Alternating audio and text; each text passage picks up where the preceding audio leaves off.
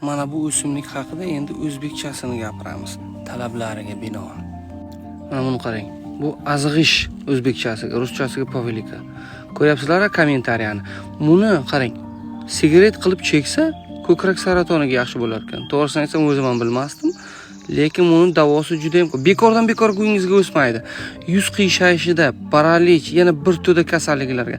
Buni damlab ichsangiz qorindagi suvni yo'qotadi. Jigar sirroziga benihoya yaxshi foydali. Suv haydaydi, ya'ni ki vajanka, ya'ni ki assidlarga zo'r foyda beradi. Oddiygina bir hovuchini olasizda, damlab ichaverasiz bosib turib. Buni ichsangiz, qarang, tovon yorilganini keltiradi. Tovon yorilganini betingiz tortishadi, ya'ni ajinlar, ayollar ayniqsa. Oyoqdagi shpora bor-ku. Oyoqdagi shporaga ketarar ekan. Oyoqdagi shporani ham ichasiz, ezib bog'laysiz ham. Uyingizga o'stimi olib iching.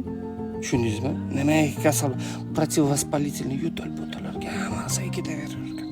Ayniqsa yosh qari odamlarga bor-ku, yosh qari odamlar sal xafa bo'lib yuradi.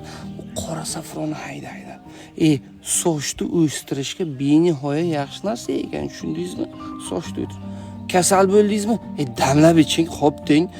Ko'zni uyadi uncha-muncha kasallikni. Tushundingizmi? Xo'p deng. Davay, haydang.